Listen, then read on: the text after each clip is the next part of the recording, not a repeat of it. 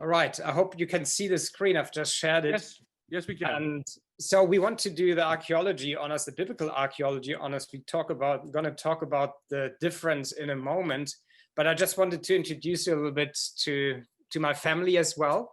You can see on the top left, there's my family, my wife Tandi, she's from South Africa. As I said, I'm from Germany, and then I've got 3 boys. Jonathan was born in Bolivia. David was born in Argentina, and Matthias was born in South Africa. So we've been around for some time, teaching and working for the church in different places. I started being involved in excavations in 1998, already doing my doctoral studies.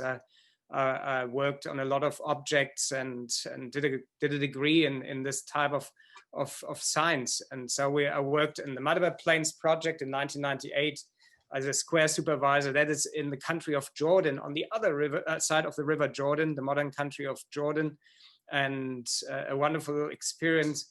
And then when I joined Southern Adventist University, I worked at Kibbutz Kayafa as an object registrar. This is a fascinating site because it shed a lot of light on the history of David. A lot of people doubt David, and I'll come back to this question in a moment as well. So this was a wonderful experience where we took students from our university. And then right after that, we entered into a 5-year project, and I co-directed that project together with another colleague here from Southern Adventist University, Dr. Michael Hasel, and a colleague from Israel. And we had for 5 years, it was very much the biggest excavation in Israel that was taking place. We had over 120 people in the field during the summer, and half of that coming here from Southern students. We had a number of international participants from all over the world, and then a good group of Israelis. We worked together with the Hebrew University of Jerusalem, which is the oldest university in Israel, and we've had a wonderful working relationship with them and have made a lot of friends. But let's maybe before we get going, let's look a little bit at the small print. You always have to look at the small print before you get into things. So this is the requirements for your honors that you want to gain at the end of all of this. We'll do most everything that you see here in that session, in that Zoom session. But there are a couple of red highlights there. These are things that you will do afterwards. However, I will always provide information on those things and will give you some hints. These are something that you can use towards the other things. So there's basically 5 things that you will do as a homework. You're going to have to write a history of archaeology, and I'll talk about some of them. You can get some of them from out of here. You have to discuss some famous archaeologists. I've chosen 3, not exactly those 3 here, because I wanted to also show that archaeology is for a wider group of people, not for very old people, and these are probably very old ones. I want you to find afterwards 10 archaeological discoveries that have to do with the Bible, and I will provide you some resources how to get to those.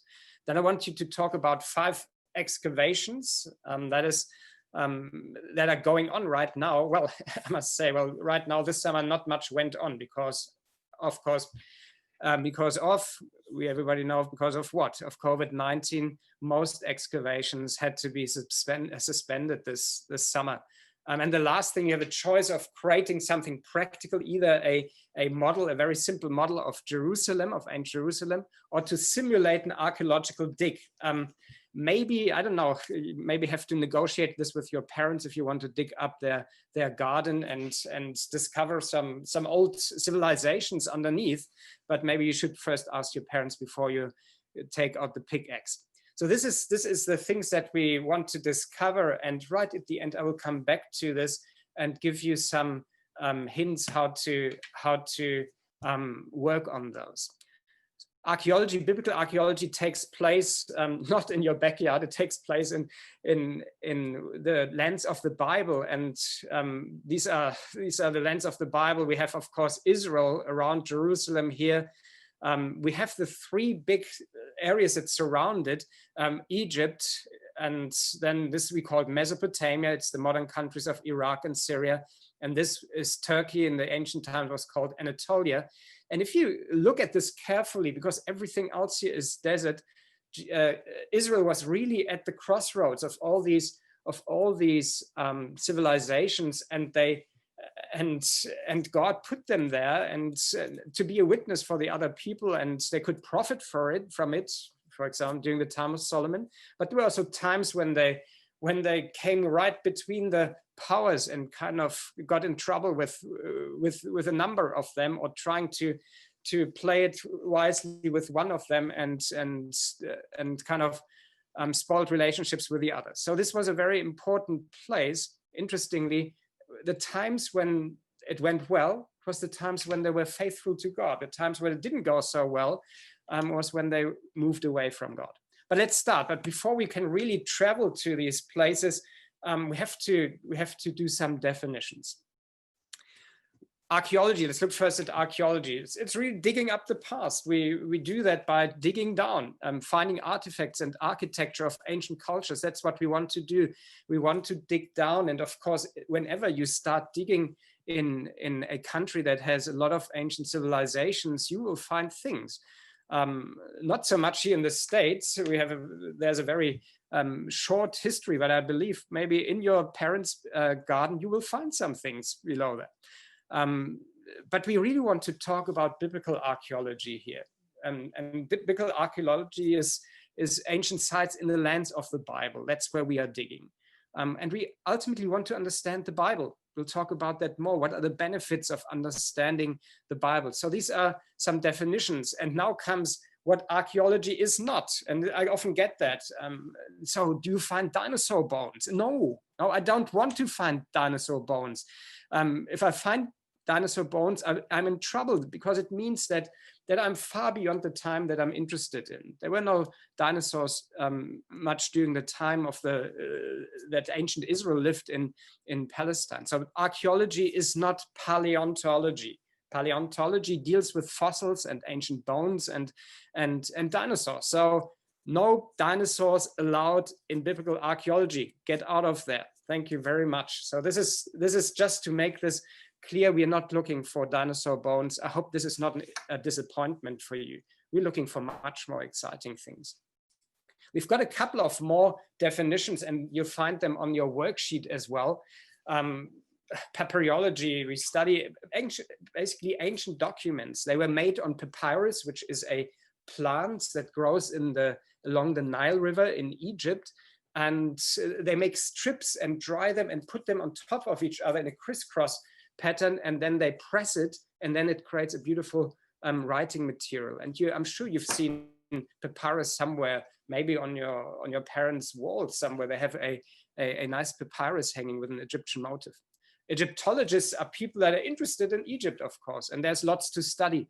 There you can study history, language, literature, art, architecture, lots of things. Assyriology, now that's on the other side of the ancient Near East, of the map that I just showed you. Egyptologists are interested in Egypt. Assyriologists are interested in Mesopotamia. That's where Babylon was. That's where was, where Abram came from. That's where Nineveh was, where Jonah went to. So these are the people that want to study these sites, and they're especially interested also in the cultures and the writing there. There you see a nice photo of the famous Ishtar Gate in ancient Babylon, a reconstruction. It is now housed actually in a museum in Berlin, the original one that was brought in the 1860s from an excavation from Nineveh to Berlin. But this is a beautiful reconstruction. This is most probably the gate that Daniel had to walk in when he was taken captive from Jerusalem and taken to Babylon. Now, an Orientalist is somebody that is interested in everything in the ancient world, in the ancient Orient. So they study Mesopotamia, they study Egypt, they study everything in between, which is Anatolia, Turkey, and Syro-Palestine, where Israel was. Cuneiform. Cuneiform is the earliest writing, one of the earliest writing. You have a piece of soft clay, and you smooth it out. And I have a real cuneiform tablet here. I'm going to show you this this quickly. If you look into, I'm going to share this a little bit later. If you look at this, this is a real original cuneiform tablet. I'll talk about it a little bit later. So these are not very big. They fit usually in the palm of your hand. And then you take a piece of a little branch and you cut this. It's like a wedge shaped at the end. And you kind of impress this into that soft clay in different angles, all these little wedge shapes, and that creates letters, syllables. Then you bake it, and then it becomes hard and becomes permanent. So let's move on. We've got 5 more definitions to go. Hieroglyphics. This was the language or the writing system of ancient Egypt, and they developed their writing from pictures. So they looked at the real world and said, okay, we're going to take this as a point of departure of a word. For example, you see here you see this little symbol here, this man kind of with 2 hands hanging down, and this is a sign for being weak. You know, we're tired or being weak. You know, and you kind of see the picture kind of expresses this. Paleography is where we study ancient handwritings, you know, ancient letters. You know, if you look at also the history of our writing, I still remember growing up in Germany in the Adventist church, we had an old hymn book, and the letters were written in Gothic letters, and nobody reads those letters anymore. But I still had to learn them in order to sing those hymns. So paleographists, they study the writing, ancient writings, and how they change over time, all the different letters, how they write an A, how they write an B, or the equivalent of the ancient alphabets. So they help us in that to date ancient documents as well. An antiquarian is somebody that likes ancient stuff. He is interested in archaeological sites, in ancient artifacts, historical manuscripts, archives. Everything that is old is an antiquarian that is interested in studying all that. An archaeological site, and we'll look at a number of them here. You actually see a very famous archaeological site that is Megiddo, one of the big archaeological sites in Israel, is a place where excavations have taken place or are being taken place, and where we find information about that site, and of course about the Bible. We know that there was the city of Megiddo in the Old Testament, and we've been able to pinpoint that site and excavate it and learn much more about the Bible like that. And the last one is stratigraphy. Different layers of strata or soil that can be assigned to different historical period. Here's a good example. I don't know if you're very different. You always keep your room very neat and very clean, and you at the end of every day you put everything away. But I have 3 sons, and it sometimes happens that, you know, at the end of a month somebody says, hey, I'm looking for my baseball glove. Okay, in the US they play baseball, and I haven't seen it since 4 weeks ago. And then I suggest to them, start digging. And they go up to their rooms and they start excavating the layers in their room. You know, everything that has been piled up, and they go through the first layer of dirty laundry. Oh, that smells, let's push it aside quickly. And then they come down, there's some old homework that they've been looking for 3 weeks. So they're in layer 2 now. And eventually they dig themselves down to the last layer of 4 weeks ago. And there it is. There it is, the baseball glove. So this is how we also work in archaeology. We try to decipher as we dig, as we go through the different layers, what belongs to what belongs to which time period, which belongs to historical period. And we learn a lot of things in order to be able to do that. So, all right, that's enough for definitions. I want to introduce you to a couple of archaeologists with a question: do you want to be an archaeologist? If so, you can just hop across the Atlantic and start studying at Southern Adventist University or any other place that offers this degree.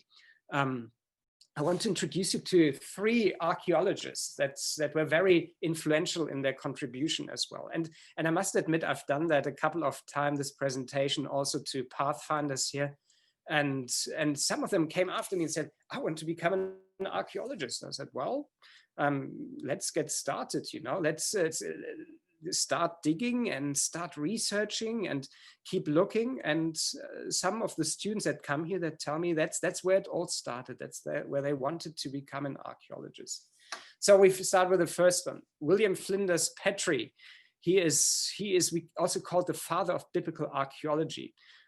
He, at the age of 27, which is really young, really, he went on to Egypt to measure the pyramids. He surveyed, he did that, a professional measurement of the pyramids. He excavated a very important site, actually a very important site for me. And you have a photo of here at the bottom. That's the biblical city of Lachish in modern Israel, or it's actually an Arabic name. It's Tel el-Hesi, which then they realized that is the biblical city of Lachish or Lachish that is mentioned in the Bible. It was the second most important city after Jerusalem in the Old Testament. Now, we had the privilege to excavate that site again for 5 years. It's a wonderful site. We'll come back to that. But he invented what we call the sequence of ceramics, or the ceramic typology. I'll talk about that. It's very important for us when we do dating. I will talk especially about that as well. And he invented that. He also found letters. Now a letter, if you say, well, this doesn't look like a letter. He found very famous letters, the Lachish letters. Actually, you can go down. I don't know, is the British Museum open at the moment? So if the British Museum is open at the moment, you can go down to the British Museum, because Flinders Petrie was from England, and he conducted an excavation in the 1930s at Lachish, and they found the famous Lachish letters, and these letters are on display in the British Museum, just down the road from you. I don't know how far away you are from there. But these are letters. They were written on pieces of broken pottery. We just talked about recycling. Now, the ancient Israelites, the people of the Bible, they were all about recycling. They didn't just throw anything away. My youngest son is 12 years old, and he loves to, if I have anything that doesn't work anymore, especially if it's electronic, he says, can I have it? And he starts to repurpose it and play with it, take it apart. So people didn't just throw away things. So they took these pieces of pottery and started writing on them in ink.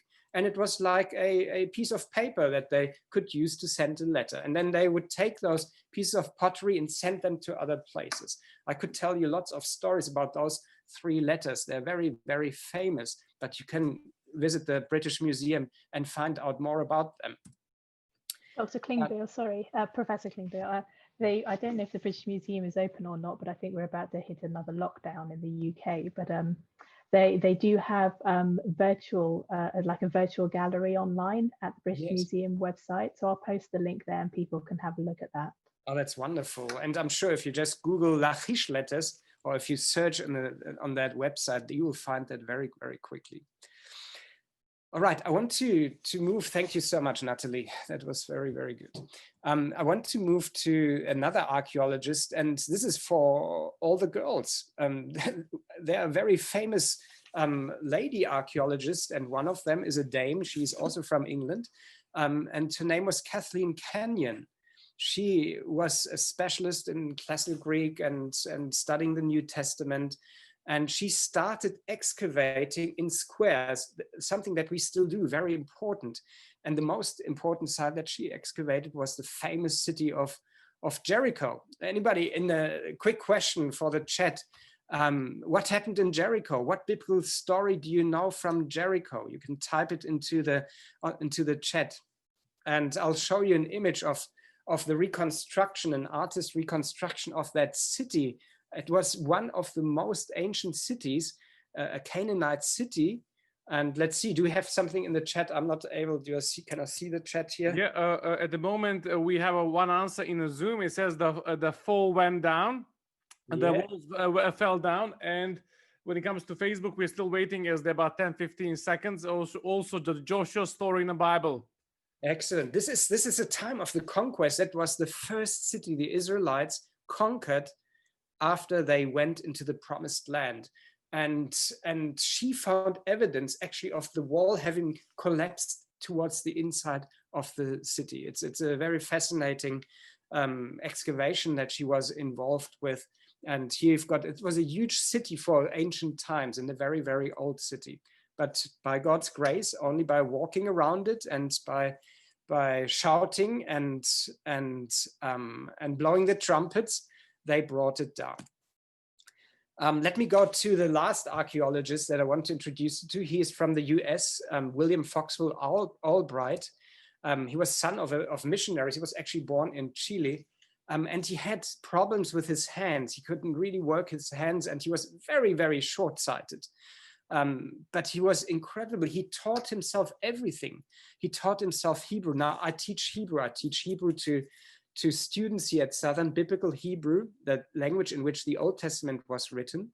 And he taught it himself. And I marvel at that. That's incredible. He had a photographic memory. He looked at something, and it was like taking a snapshot with a camera in his mind, and he could remember it. And he developed a very important part of archaeology as well, to give a specific number for everything that you find and put this number into your records, because in archaeology, once you take something out, it's gone. You cannot put it back. It's out of context. And as we dig down, we actually destroy it. So everything that we do has to be recorded. And he started inventing a system how to do that. Now, he excavated a very famous site that is Debir, the biblical Debir, Tel Bet Mirsim, very close to Hebron. It was one of the refuge cities, 11 refuge cities mentioned in the Old Testament. So he believes, and he excavated that site, that 2,000 to 3,000 people lived in that city during the Old Testament times. He said something very important, and I want to come to you with that to one of the issues that we also discuss, and you have on the worksheet, the difference between maximalism and minimalism. So we have different people that look at the Bible in a different way, and we make a differentiation between maximalism and minimalism. So he says there, Albright says there, that there can be no doubt that archaeology has confirmed the substantial historicity of Old Testament tradition. With that, he actually is a maximalist. He believes that archaeology can prove and illustrate and underline the historicity of the Old Testament. That's why we call him a maximalist. And as Seventh-day Adventists, we are actually maximalist. We believe that there is a connection between history and the Bible, and archaeology is able to tell us that. So this is kind of a big and very important distinction. We believe that the Bible is a historical document. It's not something that some stories that somebody thought up and wrote down. It really tells these stories as something that took place, and that records the history of ancient Israel. I'm going to show you another slide now of the minimalists. And as Seventh-day Adventists, we say now we believe in the Bible, believe that the Bible is actually God's word, and what is written there was actually historical. I want to give you another quote from Philip Davis. He's actually from Sheffield University, so not too far away from you either. Everything important is in the UK, I see that. The Israel of the biblical literature is, at least for the most part, not an historical entity at all. So he says, Israel didn't really exist. These are just stories. And then he goes further, talking about David especially. The biblical empire of David and Solomon has not the faintest echo in the archaeological record as yet. Now he wrote this in 1992. And then we excavated one of the sites that I've been involved in, Kirbet Kayafa. I showed you a photo of that at the beginning. And we found evidence for David's kingdom, and it shook the whole world. It was front page cover in the New York Times, in Newsweek, in different news outlets. The finds that were found there, and suddenly the people the minimalists that had suggested that had a hard time to really make their case. But here's the definition of the minimalist. A minimalist is somebody that believes that the Bible is not a true historical document, and that there was no historical Israel, David, Solomon, and all the other stories of the Old Testament. Now, as we go along, we will always come back and say, well, this is actually another piece of evidence that the Bible is true. And I have one right now here. So let's ask about the question and the benefits of archaeology. And then we look at this artifact that I have on display here on the right side of the screen. What are the benefits of biblical archaeology? Why do we do that? And we'll go for in a moment on a virtual dig where I'll take you there. Being an archaeologist is not for people that want to sleep in. It's not for people that don't like dust. It's not for people that don't like to work hard. So what are the benefits of getting up at 4 a.m. in the morning and sweating it out in the heat of Israel? First of all, biblical archaeology helps us to understand that God's written word is true. It is actually, what it says is not just fiction. It's not just a story that somebody thought up. It actually reflects the reality of ancient times. Biblical archaeology supports and proves the Bible's historicity. We find things and suddenly we relate it to the Bible, and we look at this object on the right-hand side in a moment, and it's a fascinating object that proves, again, the time of David. It provides us with background information on biblical events, and finally, we can touch the biblical stories. It's like, and it's wonderful when we take students into Israel, when they start touching the objects that come out of the ground as they excavate them with hard work. It's like, they always say it's like picking up your phone and phoning somebody of 2007 years ago. Of course, there were no telephones, but just imagine it would have been, and that person picks up the phone and answers to you. And this is how archaeology can make us touch actually the biblical stories, and it demonstrates the accuracy of biblical stories and prophecy. If I know that what was in the past is true, I know that also what is written about the future will be true. Now here, let's look at that stele. I don't know if anybody remembers when Davis published that book, The Minimalist. Anybody in the chat, if you have somebody that remembers that. I mentioned it briefly and it was on the slide. When did Davis publish his book where he wrote about, as a minimalist, about the Bible not being true? Do we have an answer somewhere? No answer yet, Professor. No answer. All right, I'll tell you. It was 1992, exactly 1 year before a very important found was made. And it was the famous Tel Dan stele. Tel Dan is a site in northern Israel, almost on the border with Lebanon. And they found a stele. It was a big block of rock that was at the entrance, that they excavated close to the entrance gate of that city. It comes from the 8th century BC, so 200 years after David. And it had an inscription in Aramaic, one of the languages of that time. And it mentions a phrase, and you can actually see the phrase. Somebody has highlighted it in here, that phrase. And it says Beit David in Hebrew, which means house of David. And suddenly everybody said, well, this is the first mention of David outside of the Bible. And we know if somebody in ancient literature, if it's called House of David, it means the dynasty of David. We are 200 years after David lived. So there was still the dynasty of David in that area. And the minimalists got a shock. They said, oh, how can that be? And they tried to reimplement it. Says, oh, no, it doesn't really mean House of David. It means something else. You have to read this differently. But if you know anything about Hebrew, there is no way to really read this in a different way than that.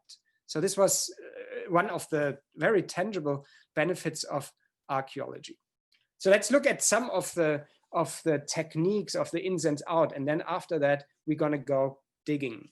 So we've got a number of important techniques. We talked already about straighter, finding your baseball glove or your, let's say, your cricket bat. How about your cricket bat? That might be actually something that you might be looking for.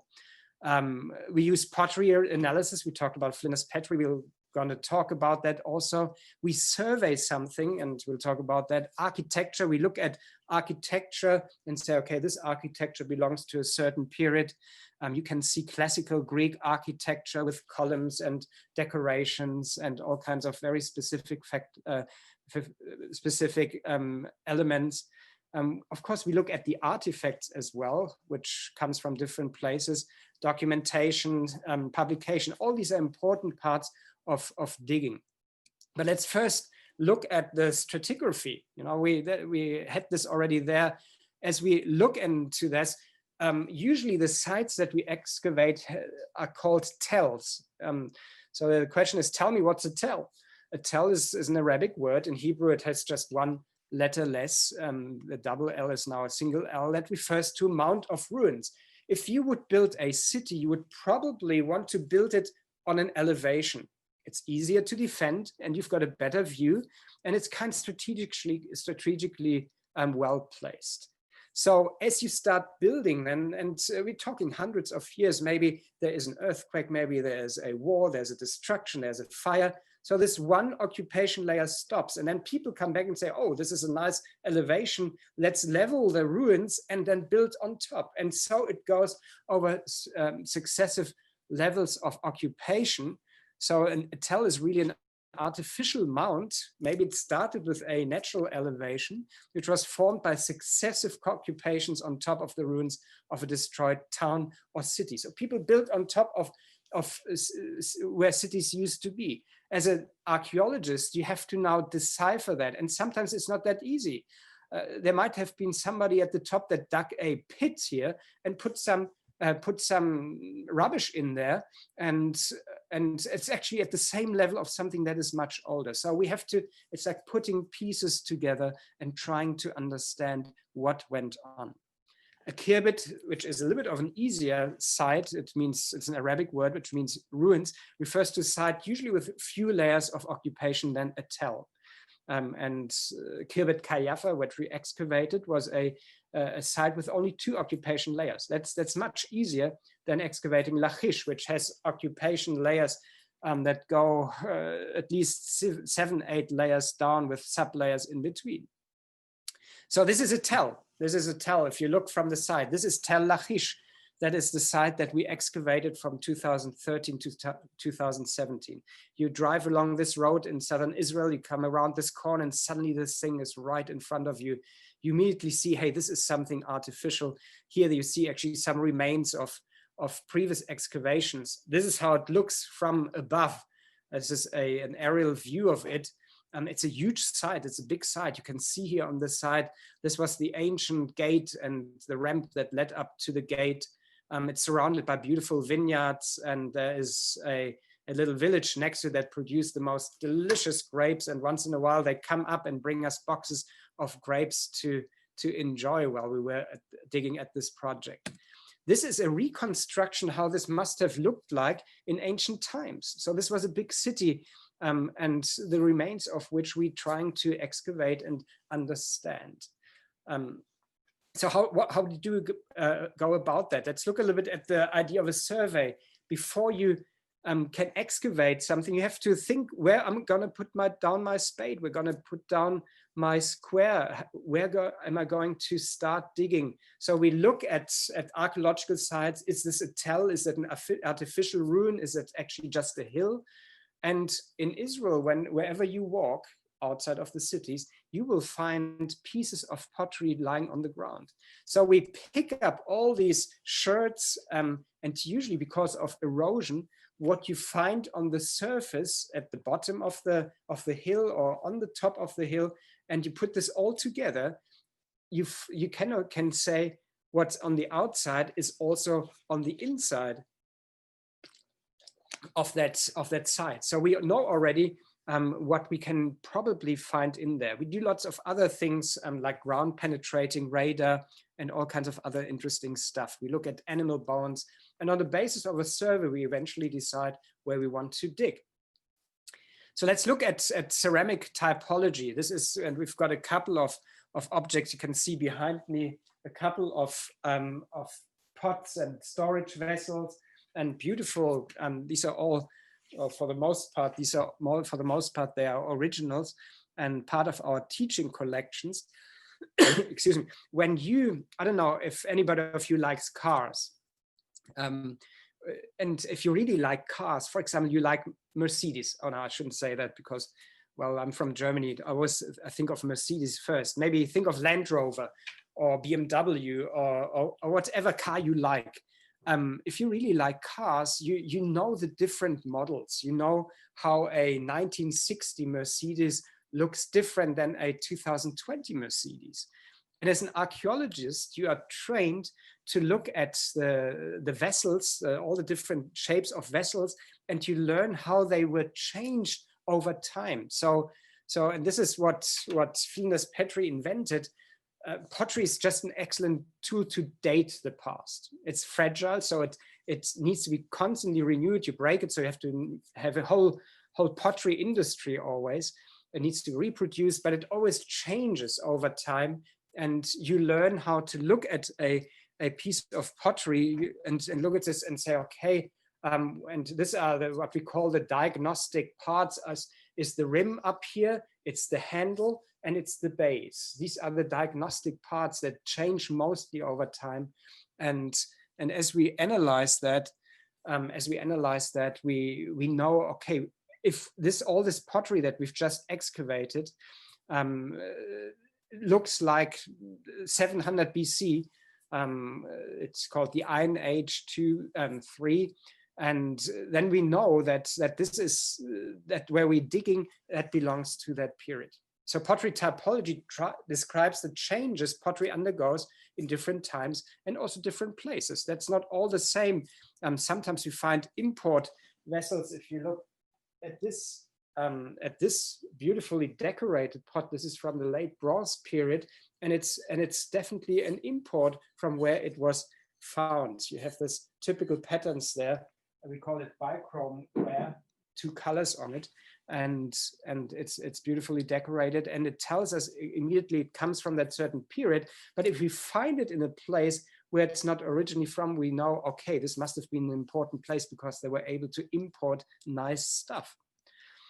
So the strata are dated by pottery typology, and we call this relative chronology. You find this somewhere on your worksheet as well. So ceramic analysis relates this to other vessels and to other places, and that's why we call it relative chronology.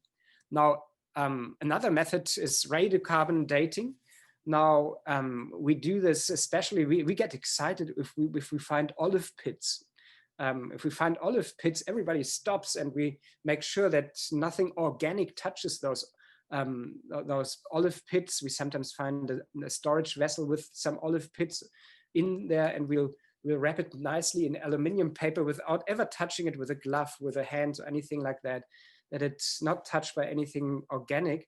Because radiocarbon dating, we can look inside, and this, we send it off to a lab then, where the organic carbon content is measured, because we know that this content decreases over time. So we can kind of say how much is left in that object, and then we can say, okay, when was the full content there, and then we can say how old this object actually was. We can also use dendrochronology. This is counting the rings on the growth rings of a tree trunk, and there are a couple of other methods, but this is absolute chronology. It provides us with the absolute age of an object and the surrounding objects that are related to it. So this is absolute chronology. Let's go digging. Let's go to a day on the dig sites. As I said, we get up early in the morning, 4 a.m. We wake up and roll out of bed, and you don't have to worry too much about taking a shower, because within 2 hours you're going to be dirty. And we take a bus. We usually stay in a kibbutz, like a hostel, and live there for 4 to 6 weeks. And then we go onto the site, and we, being an Adventist university, always the first thing that we do is have worship. I mean, you can see the people kind of tired, but it's always a beautiful moment, because it's around 5 a.m. that we are there at the site and have brought up all the tools. and have, and then we settle down, we sit down on the edges of the squares. You can see all the squares, the excavation squares, and we listen to a word of God, and we have worships there. And it's always a special moment because it relates very often what we are sitting on with what we're reading in the Bible. When there's the moment when the sun rises, it's a special moment. And then we start digging.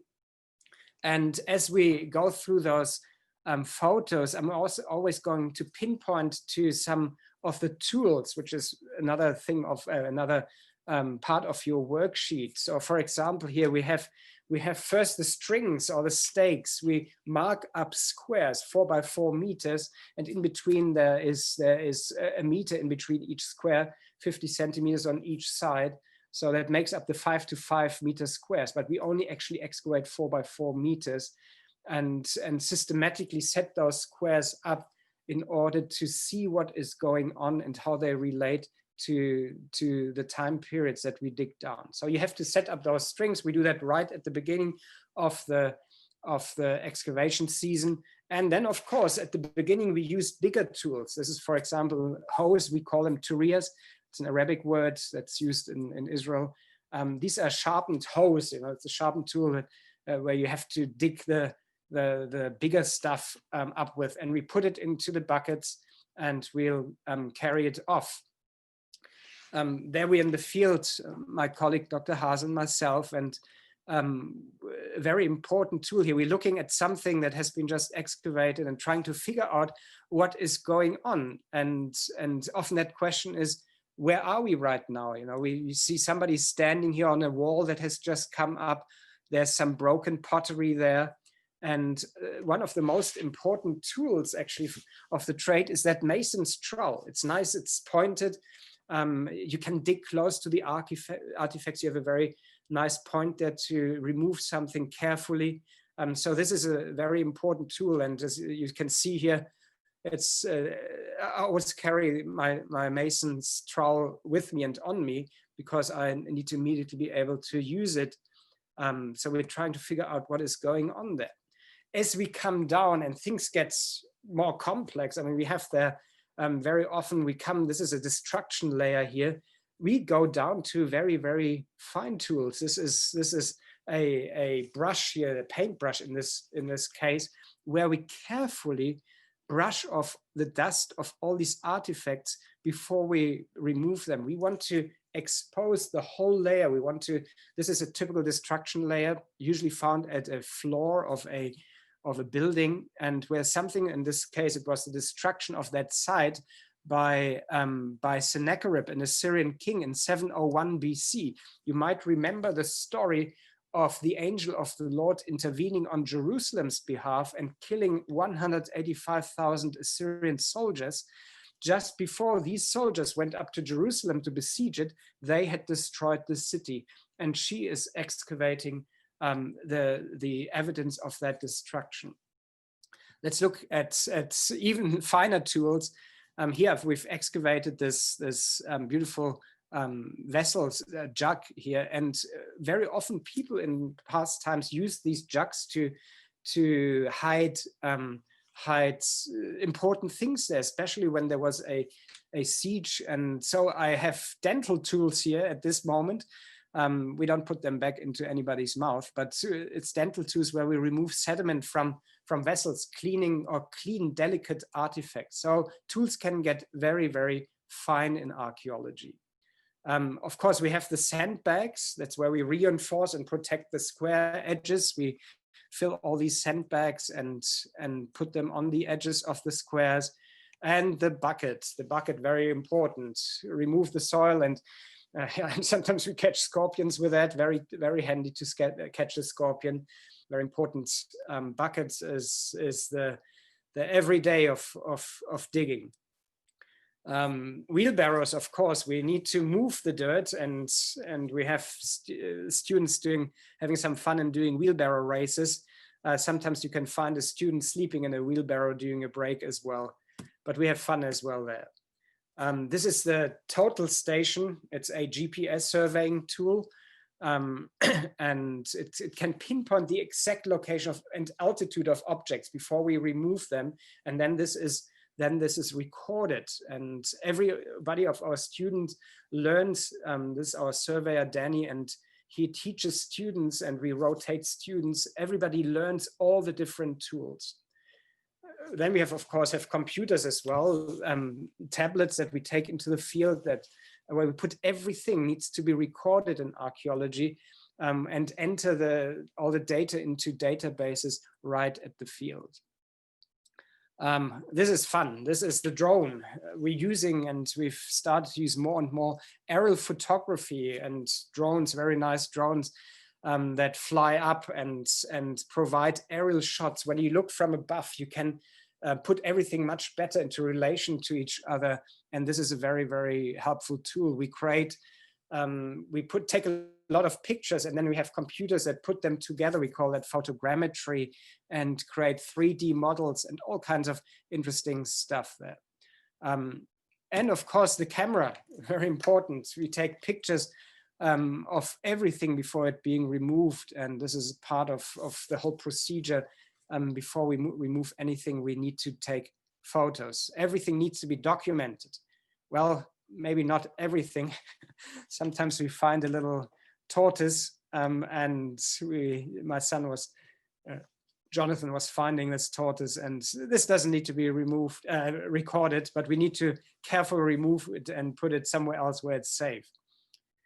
We find fun stuff, we find this is a grinder on the right-hand side, a grinding stone to make flour. There's a little dipper juglet to dip out commodities out of bigger jars.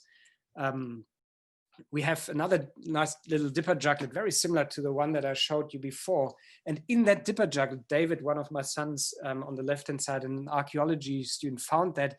And inside we found something very, very neat. We found seal impressions that somebody had tried to hide inside that dipper juglet. So, and a miniature juglet here, very, very delicate. It was probably used for perfume or for a very precious commodity.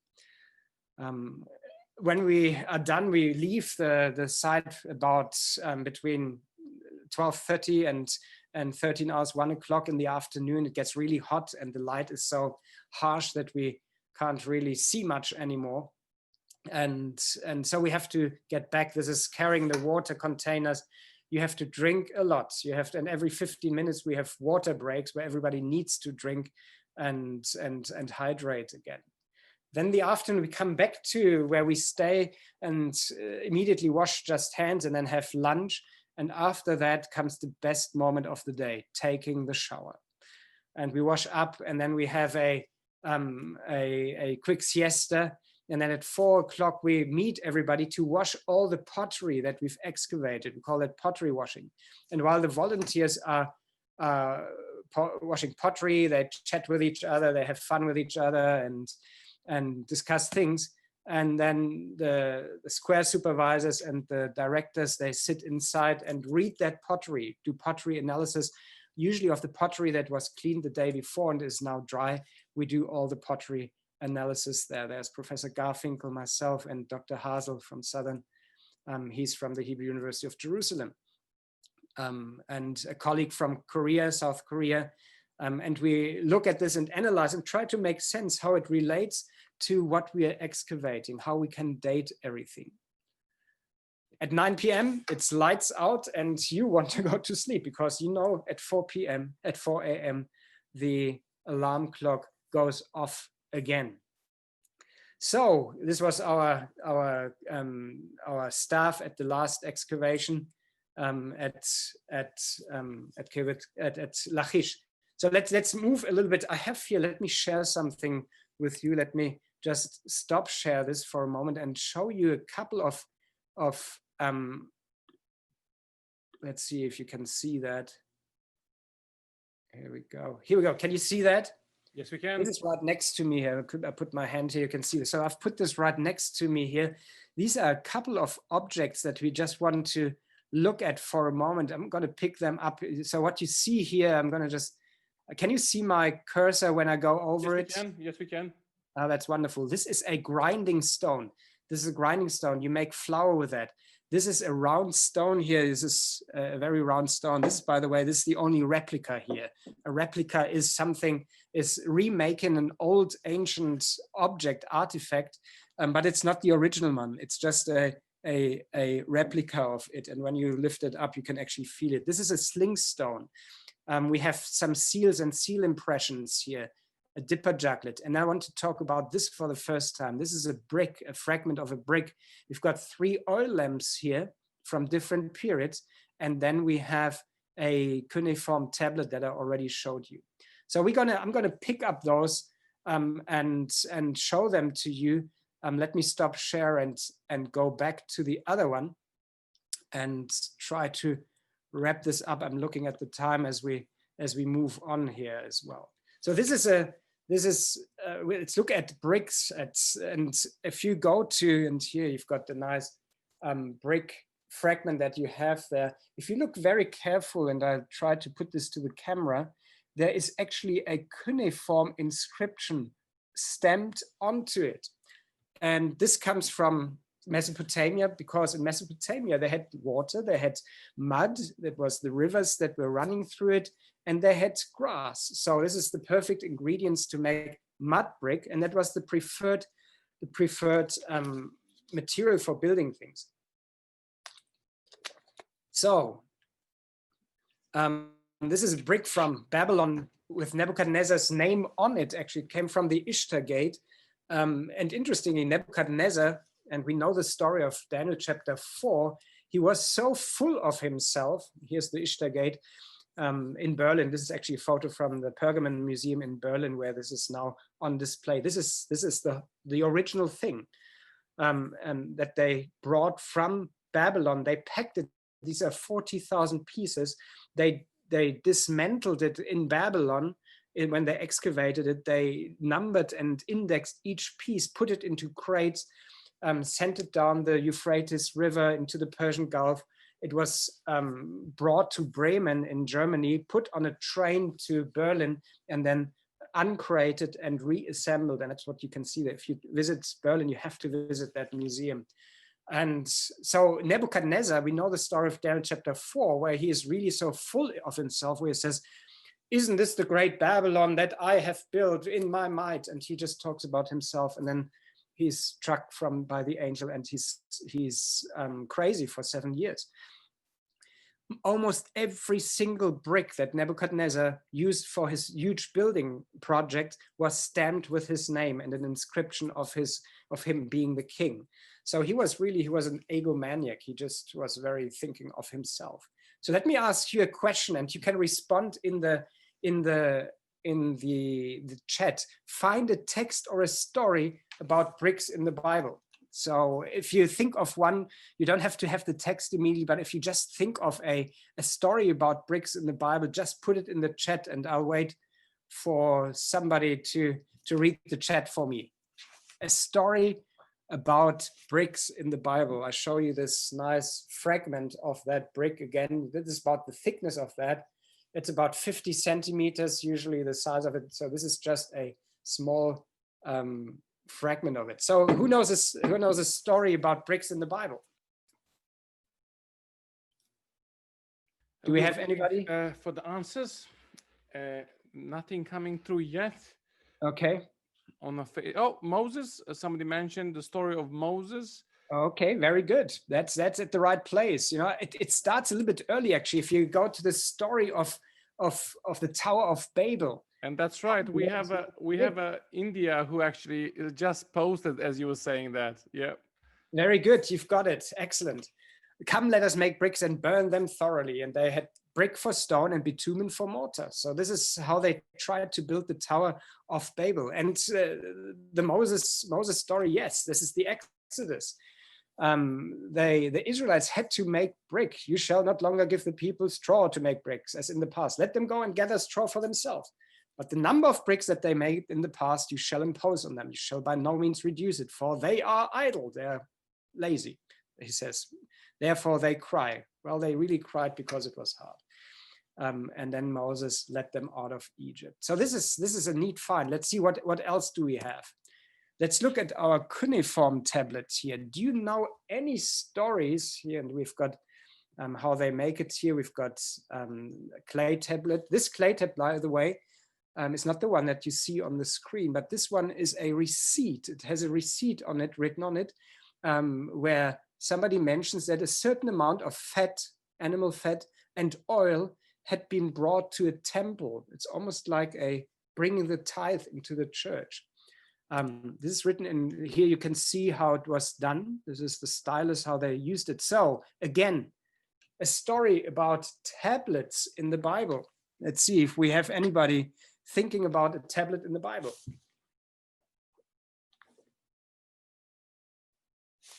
I'll show you the tablet again. Maybe then if you look at it, maybe something clicks in your mind and say, oh yes, this is the story of. I think our Pathfinders are still thinking, Professor. All right, good. Maybe, well, somebody's mentioning 10 Commandments. Here it is. Come up to me on the mountain and wait there, that I may give you the tablets of stone with the law and the commandment, which I've written for their instruction. And of course, Moses, in his anger, when he comes down, he smashes them. And then God says to him a little bit later, okay, now you can write it yourself. And it was difficult, of course, to write it into stone. This is not clay. He had to incise it into stone. And of course, this is where he throws those templates out in Exodus 32. Proverbs, my son, keep my words and treasure up my commandments. Write them on the tablet of your heart. So we have in our heart, it's of course like an image. God writes them on our heart, and he writes them permanently, so we don't forget them in our hearts. One other thing, let's see. Oh yeah, the sling stone. Here it is, the sling stone. All right, that shouldn't be too difficult. As you look at this, this is a sling stone from Kiryat Kayafa. This is a replica here, but this is about the same size. You can see that here in terms of my hand.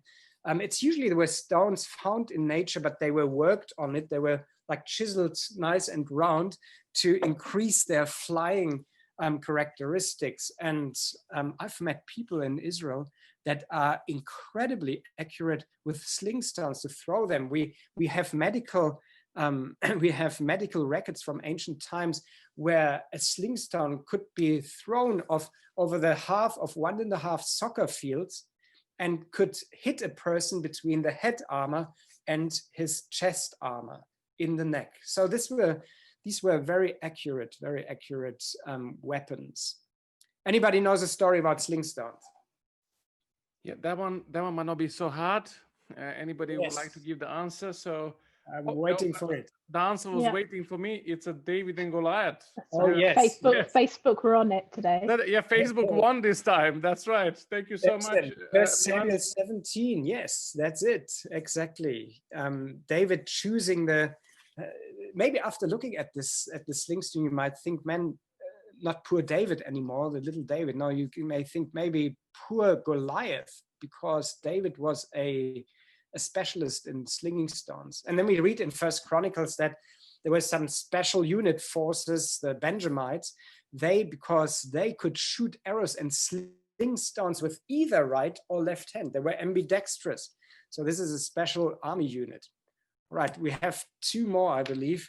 These are coins. Now I've got a couple of nice coins. These are Greek coins, drachm, tetradrachm. These are they have the Athenian owl on it. You can maybe see it. They're made from silver. They are beautiful.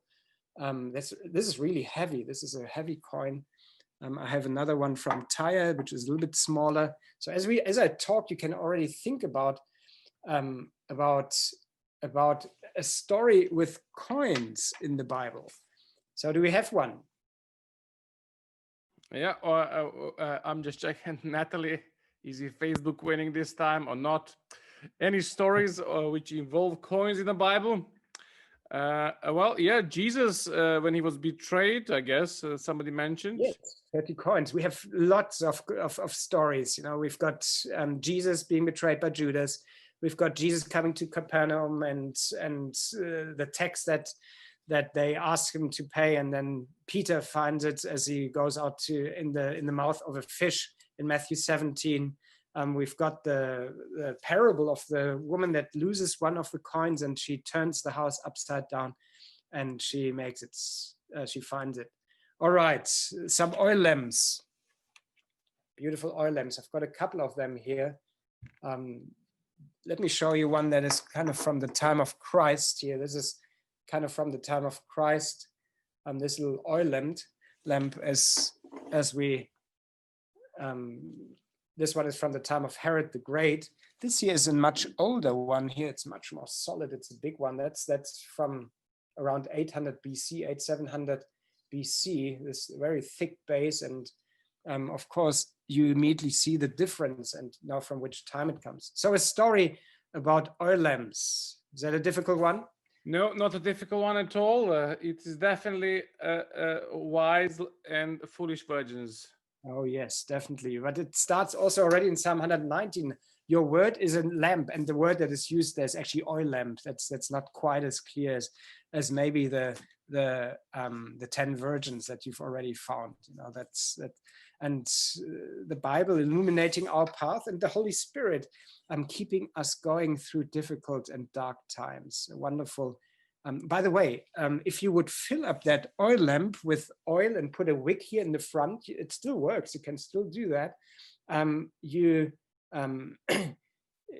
would only have about 1.5 hours for it to burn on an average, depending on the size of it. But I don't know if weddings in the UK are only 1.5 hours long. I know in most places I've been there much longer than that.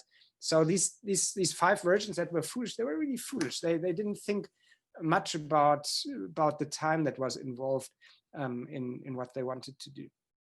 All right, last one here. We have a seal impression from Lachish. That is one that we found. I told you, and this is about this size. This is about the size of your thumbnail. So small. It was used to seal documents that were written maybe on animal skin or papyrus. They were rolled up. A string was put around it, and then they took a piece of wet clay, bound the string together, and then smoothed it out. And then they took their seal ring or their seal that they were on their neck, and then impressed it. And that's the impression that you can see there. And actually, it has an impression, an inscription there. It's got 2 animals, 2 grazing does, a very famous motif that we know from Psalm 41, verse 1, as the deer pants for water. But it says here, belonging to Eliakim, Le Eliakim in Hebrew, Yehuzerach, and it means the son of Jehuzerach, which was another name. And we found out that this Eliakim was the steward. We talked about stewardship in the previous honor, and this was the steward of King Hezekiah, and we found his seal impression, 2 of them actually, at Lachish. So last question, a story about seals in the Bible. All right. Let's see, is this going to be as easy as the previous one or not?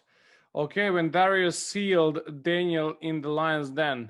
Excellent. Daniel chapter 6. Excellent. Well done. And again, Milan won. Well done. Thank you. Excellent.